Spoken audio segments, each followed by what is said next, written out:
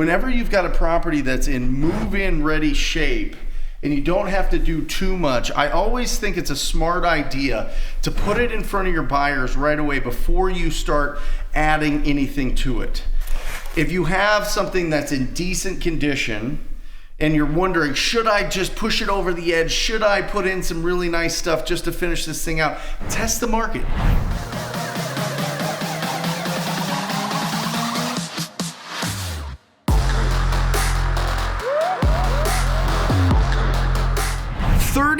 It took us 36 months of follow-up to lock up this beautiful house here in Chandler, Arizona, right next to the park. This is a classic property where unfortunately the owner passed away and the daughter lives out of state, and was very emotionally connected to this property. And when there's a loss like that, you have to really have a ton of empathy.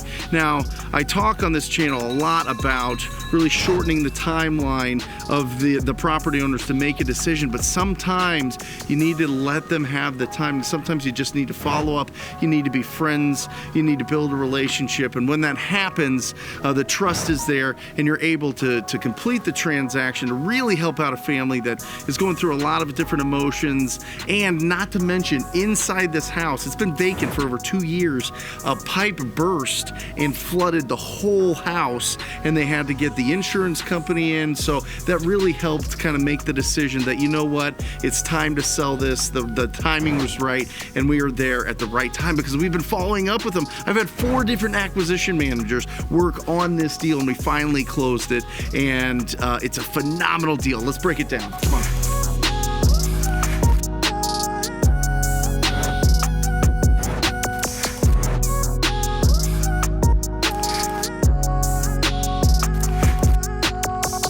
So here we are. I mean, look at this place. It is completely remodeled already because it went through the insurance company. They came in and they put all new flooring in, did the texturing, did the painting. They had to open up the drywall a couple feet to dry out all of the moisture that was in here from the leak in the plumbing. And so they redid all the drywall, they textured everything up, they put the floor down. Now, I don't know if you guys are very familiar with these floors, but these are becoming more common.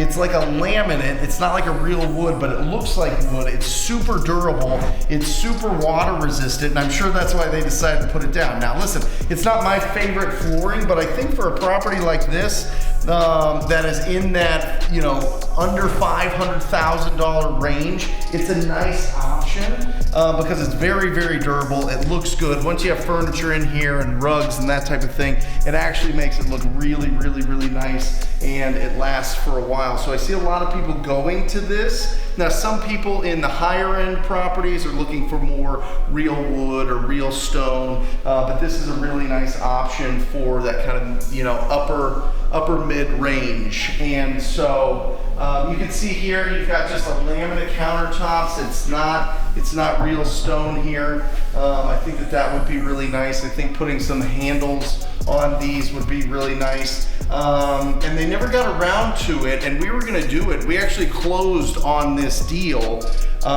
because they wanted to move fast, and we wanted to make sure that they were completely taken care of and close this as soon as possible. And it was really good. The profits were really good to be able to close this. So we closed it. We put it in front of who? Yes, the hedge funds. Again, we're selling this one to a hedge fund. They came in as is cash. We got this property for $400,000, and they're buying it from us for $480,000. It's $80,000. Well, it's about a $75,000 after all the other closing costs are involved, but about a $75,000 profit on this deal. It took us 36 months, but $75,000. Absolutely bananas. I love it.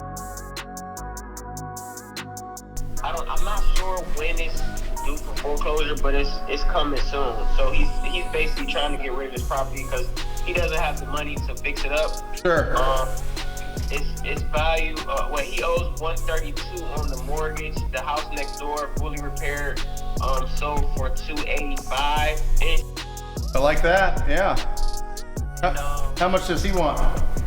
He wants, he actually didn't give us a number. He's basically saying that, you know, he just wants, first it was, he just wanted to get out of the mortgage. He just wanted the house paid off pretty much. But then it changed. Yeah. I bet, yeah. Give me as much as you can. So that's sure. What makes me, so I'm a realtor, right? Yeah. Scenarios. You can do it this way, but if you list it, you gotta pay me, you gotta pay the other agent, you gotta put a little money into it so that somebody, you know, will buy it. You know what I'm saying? And sure. You gotta pay closing costs, blah blah blah blah blah blah. You don't have to. So he was like, yeah, that's kind of. I said, but you know, if you let me, you know, sell it for you, you know, which if I say to an investor, then you know you don't have any of those fees. You know what I'm saying? But yep. That person's gonna have to put a lot of money into it in order to turn it. Right. You know what I'm saying? Right. So he said okay, but like I told Devontae, in the beginning it was like just get rid of it. Then it went to well, let me see what you can get. Now it's yes, see if you can give me as much money as possible. So this is my scenario. We trying to decide on. Now, actually, my mom is going to be the investor because she wants to buy a property and we're going to flip it ourselves. But that way, you know, everybody's happy. So that Monte's again would be $10,000 of his fee, right? Sure. Yeah. But if I let Trevante just take the whole deal, right? He was saying that he could sell it for like 165. 165-ish. Okay. And we give the guy like $8,000, which gives Trevante a bigger cut. Right. Which I know that, you know, because it's my son. So I want to do, but I just don't know which scenario makes more sense. Now it's just wide open. I mean, he could tell you, you know, he wants $250 for it. You know what I mean? So you need to be able to pull it out and see what his expectations are, because it needs work. He's gonna, you know, it's in pre-foreclosure. All of those things are starting to pile up on him, right? The interest, the penalty payments, the hits to his credit. Like the sooner that he can resolve this and get this property sold, the better.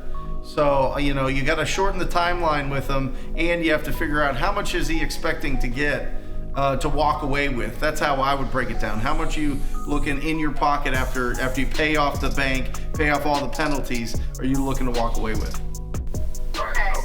Okay. So you need to get a price out of him, because I don't want you guys, you know, setting all your plans in motion without knowing what price he wants. I think that you guys can determine your strategy once you guys come to an agreement on price. Okay. Does that make sense? You good? Yeah. Yeah, thank you so much. That makes sense. Yeah. So just pull that price out of him and see how much he wants to walk away with, and then text me. All right. Okay. All right, guys.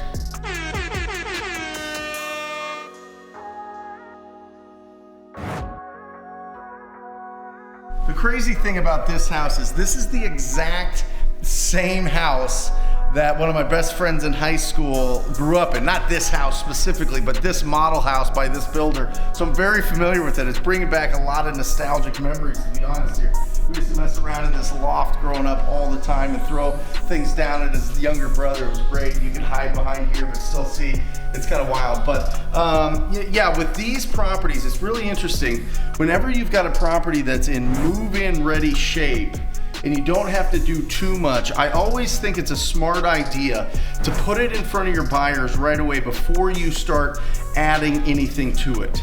Because some buyers actually prefer to be able to finish, pick out all the remaining finishes. So what I would suggest is, you know, we want velocity. We want to close deals. We want them to be done. We want to get the cash. We want to take that cash and invest into incredible assets. And we want that to happen as smooth and as quickly as possible. So don't be afraid to put these properties out there. Even if you feel like there's some little things here and there that would determine whether or not somebody wants to buy it, or determine if people just walk in and they're really wowed by the property, let the end buyer pick those out. And in this case, it's a hedge fund. They'll come in, they'll do minimal amount, they'll rent this property out for the next 5, 10, 15, 20 years, whatever it is. and it'll be a good investment for them.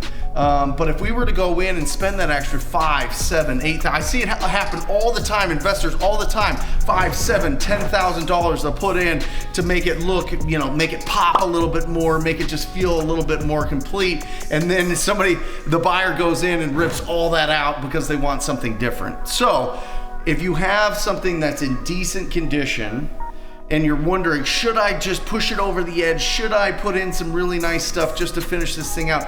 Test the market, test your buyers, and see if truly they just want to buy it as is, and you're not going to get a return on any of those further improvements that you're going to do. Now, obviously, if it's mechanical, if it's the air conditioning, or if it's the heat pump, or if it's the roof, or electrical, or plumbing, or something like that, that needs to be addressed beforehand, if you're going to take it down and put it back on the market, do that. But if you're just going to wholesale it, just get it out to your buyers. Just put it out to your buyers and see what their response is going to be. I wouldn't be surprised if they pay more than you think they will.